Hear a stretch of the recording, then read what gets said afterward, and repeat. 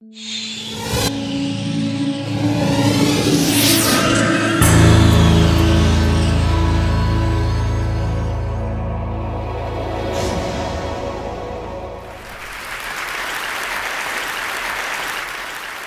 for any of us in this room today, let's start out by admitting we're lucky.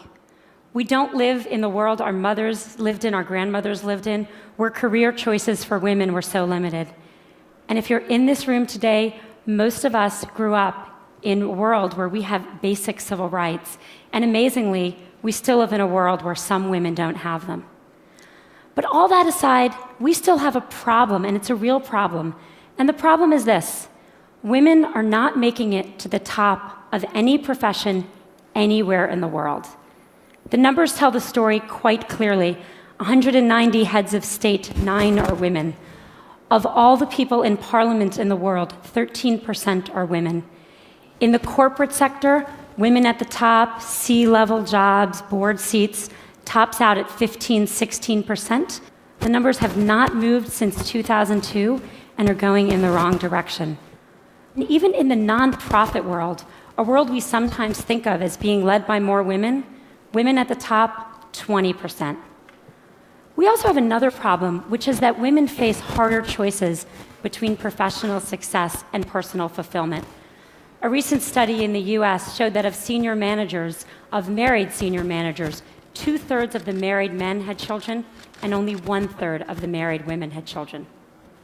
A couple of years ago, I was in New York, and I was pitching a deal, and I was in one of those fancy New York private equity offices you can picture, and I'm in the meeting. It's about a 3-hour meeting, and 2 hours in, there's kind of needs to be that bio break, and everyone stands up, and the partner running the meeting starts looking really embarrassed. And I realize he doesn't know where the women's room is in his office. So I start looking around for moving boxes, figuring they just moved in, but I don't see any. And so I said, "So did you just move into this office?"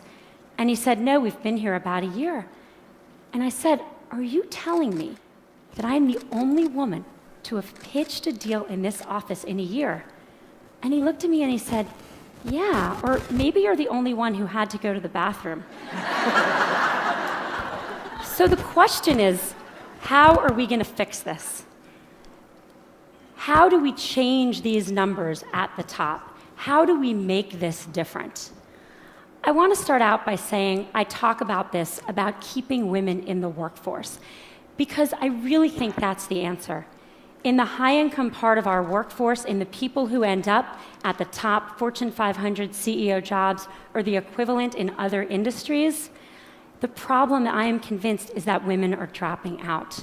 Now, people talk about this a lot, and they talk about things like flex time and mentoring and programs companies should have to train women.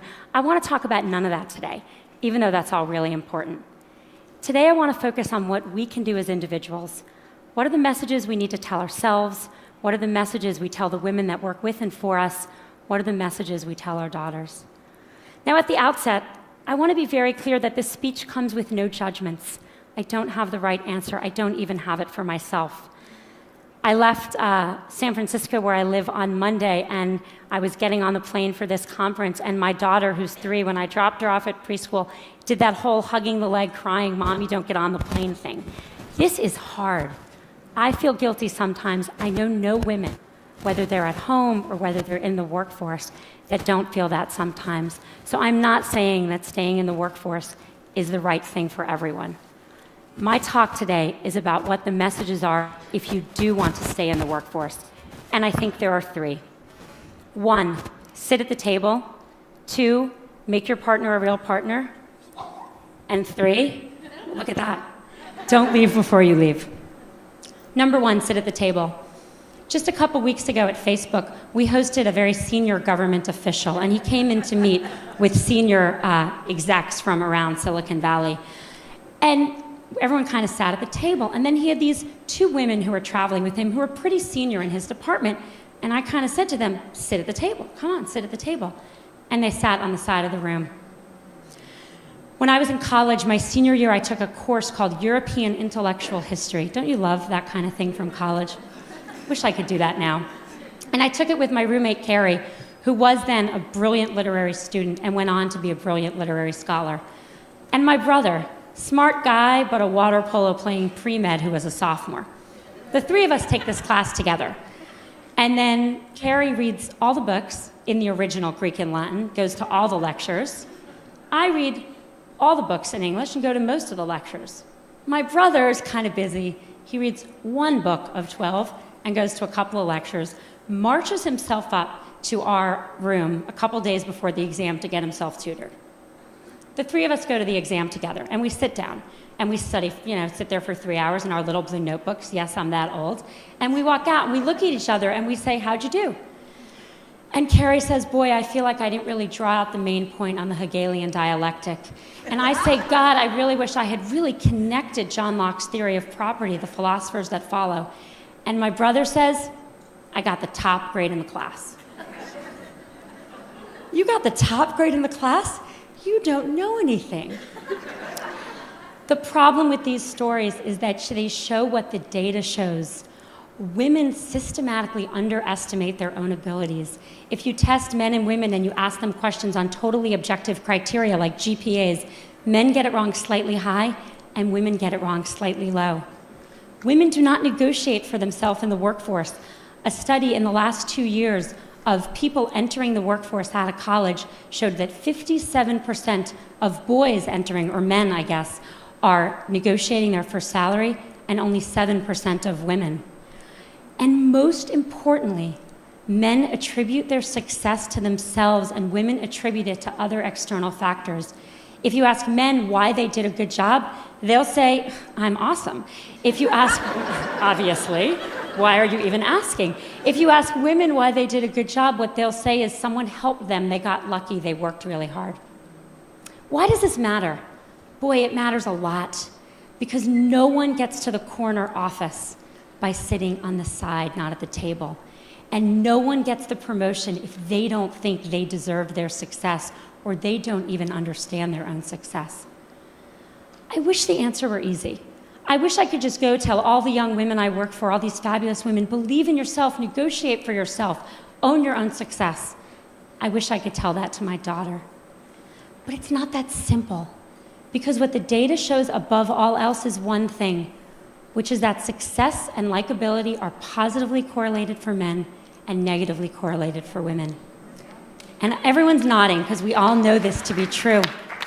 There's a really good study that shows this really well.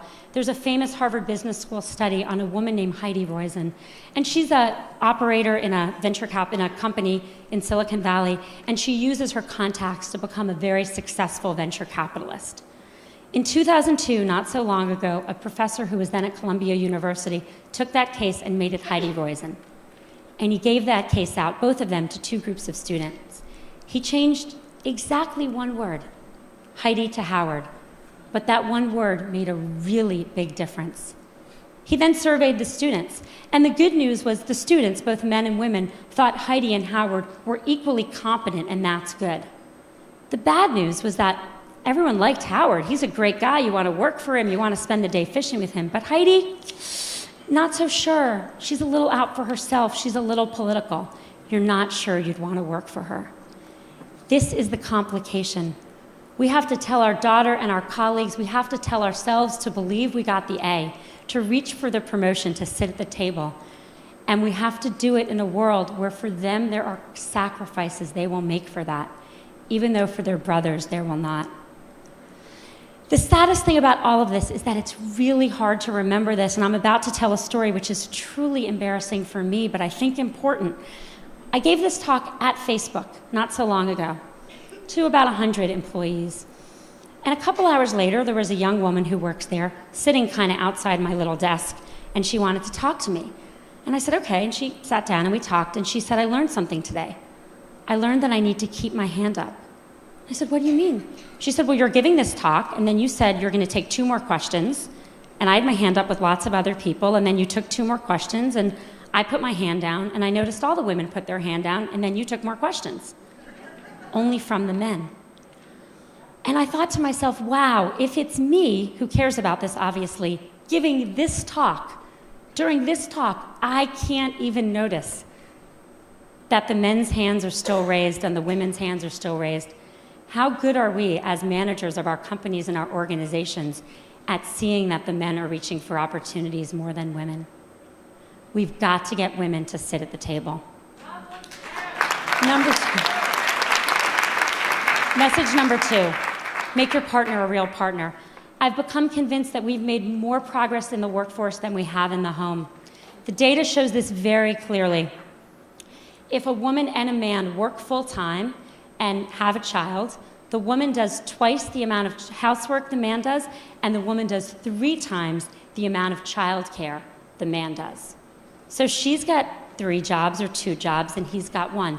Who do you think drops out when someone needs to be home more?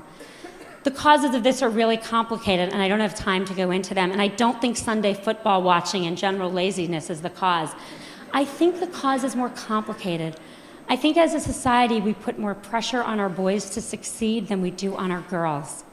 I know men that stay home and work in the home to support wives with careers, and it's hard. When I go to the mommy and me stuff and I see the father there, I notice that the other mommies don't play with him. And that's a problem, because we have to make it as important a job, because it's the hardest job in the world, to work inside the home for people of both genders, if we're going to even things out and let women stay in the workforce.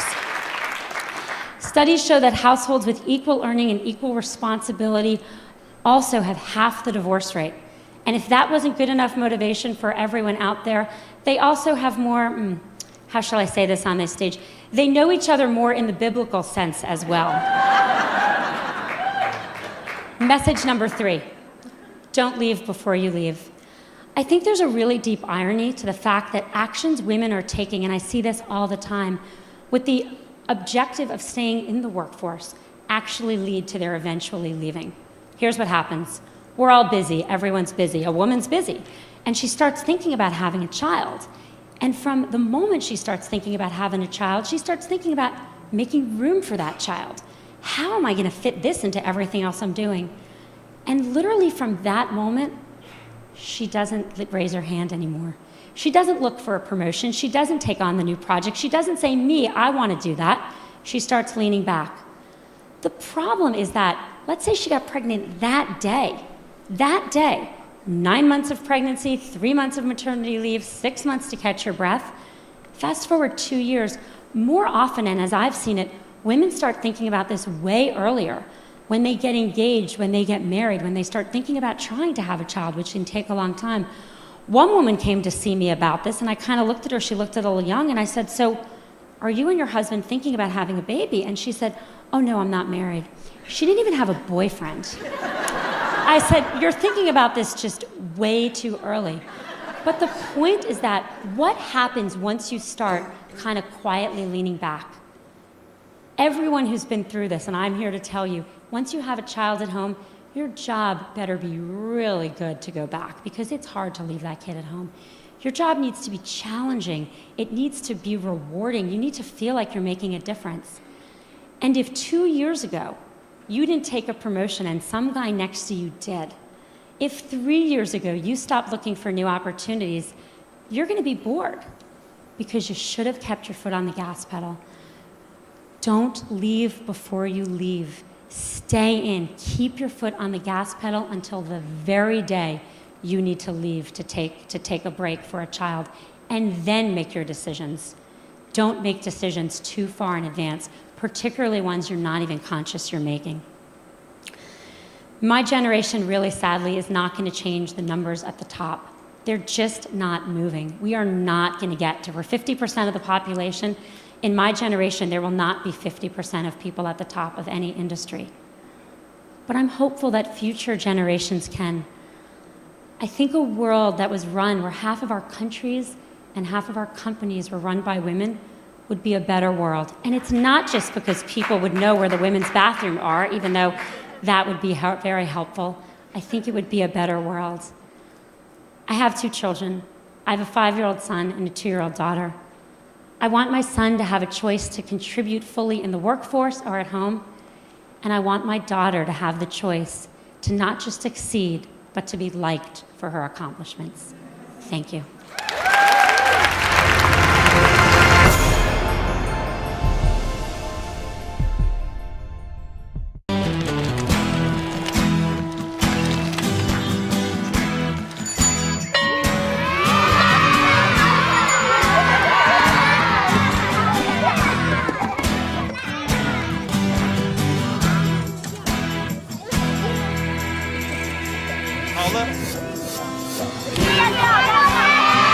sharing.